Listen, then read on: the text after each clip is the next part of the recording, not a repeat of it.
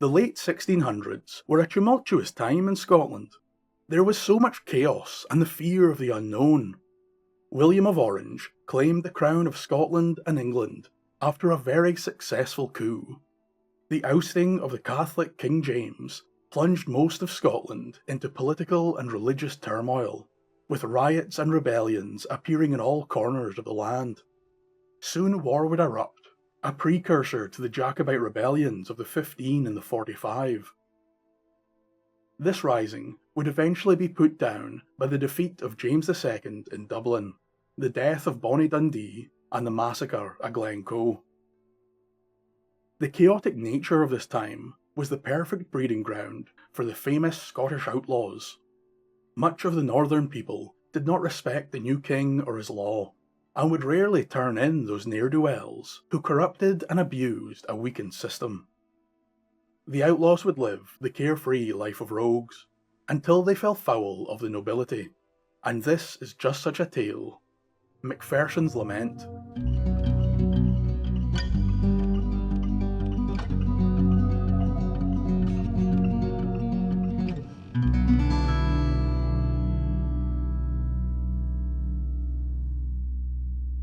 James MacPherson was born in 1675 in Invershee House near Kincraig. His father was a local Highland laird, and his mother was a passing traveller woman. James was chiefly brought up by his father, and it is very much due to him that he would receive a good education. As the boy grew, he became a master of both the sword and the fiddle. Soon he was entertaining in the taverns and pubs with his musical talent, and winning brawls and fights with anyone who dared to disrespect the young man. Now, being the laird's son, he was granted his father's protection, allowing him to get up to far more mischief than any of the other lads. But eventually there would come a day when a roving band of Highlanders came to Kincraig. They were a gang of wicked outlaws and were seeking cattle to steal. Unfortunately for James, the men soon came upon the laird's prize herd and decided to take the Macpherson cattle. One evening, while James was out drinking and singing, the reivers crept into Macpherson's land and began to round up all the cattle they could see. The laird heard the disturbance from his bedchamber and rushed out sword in hand, but before he had a chance to use it, a red-hot ball of lead from the rustler's pistol buried its way deep into the man's chest. When the young Macpherson returned home, he found his father laying dead by the house, and all the cattle were gone. This unfortunate event plunged James into poverty. To pay the family's debts, the boy was forced to sell the house and become a homeless traveller himself. He journeyed east into the lands of Moray, returning to his mother and her group of travellers. It is there that Macpherson would make a name for himself and cement his place in Scottish history and lore. The famous fiddler became a renowned outlaw. He would rove the northeast, robbing from the wealthy lairds, stealing their riches and cattle. He would fight and win with barroom scrap and noble-born jewel, claiming the money that was so easily taken in this broken Scotland. The irony of his life choices was not lost to Macpherson, but his ideology had vastly changed since joining the travellers and the peasantry. He could now see the nobles and landowners for what they were, thieves and brigands, just the same as any cattle rustler, but they were all exempt from the law, merely granted names and titles while they extorted and unfairly taxed the poor. But part of his father's love still remained within James, and as such, he would never kill a man in cold blood, and all the wealth he took would be returned to the people where it originated. In another twist of fate, this noble turn would be the undoing of James Macpherson. One evening, James and his band of outlaws stole some cattle belonging to William Duff, a wealthy merchant from Bracco. Duff was enraged with the theft and knew precisely who to blame. Macpherson's reign of terror in the north would have to be stopped. Now Duff himself was no slouch when it came to the arts of war, and had served loyally in many a battle. It took him no time at all to rally his own men and head north to arrest the outlaw and his band. Macpherson had no idea that Duff's men were after him. and so headed onwards to the Aberdeen cattle market, like he did after any successful heist. Once there, the cattle were sold, and before the money was returned to the people, Macpherson thought it only right to treat himself and his band to a few stiff whiskies. It was there, drunkenly singing in the pub, that the men of Duff would find Macpherson and swiftly arrested him with little to no trouble. The man was cast into the Aberdeen toll house to sober up, and Duff would have his way with him in the morning. But that night, the fiddle player's gang, along with some sympathetic locals, sprang him from jail, allowing Macpherson and his men to flee the city and return to Murray. Again Duff was enraged, and vowed that he would never stop the hunt for that damned Macpherson.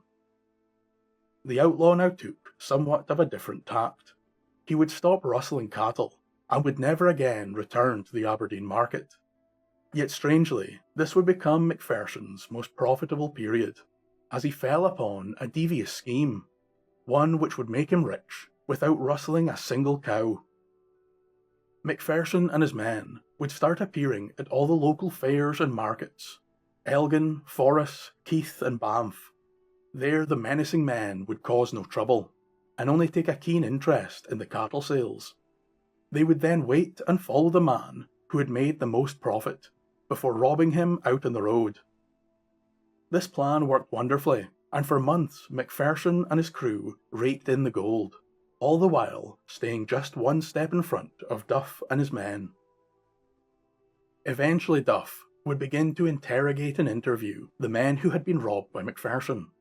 They were generally quite dismissive of the merchant, and tight-lipped in the robbery, fearing reprisals from the outlaws, or in some cases even the locals, as many of the peasantry had taken Macpherson as a local hero, a man who fought back against an unjust system. But soon the interrogator would stumble upon a young laird who had just been robbed, and he was willing to tell everything. Finally Duff had figured out Macpherson's game, and it was now time to lay a trap for the outlaw. Men were sent far and wide to spread the word that a merchant from the Highlands would be at the next market in Keith, and he was bringing with him a great herd of cattle and looking for gold.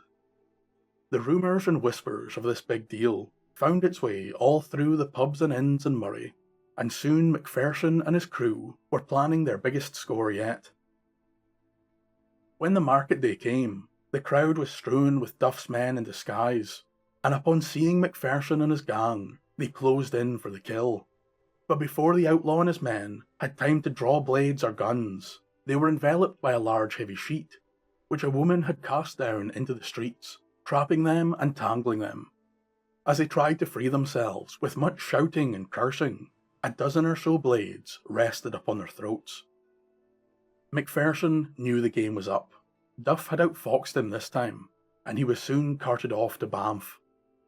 There Macpherson was held under the tightest of security, given his reputation for escape, and on the 8th of November, in the year 1700, Macpherson and his crew were brought before Nicholas Dunbar, the Sheriff of Banffshire, and all were sentenced to death by hanging, to be carried out in 1 week's time.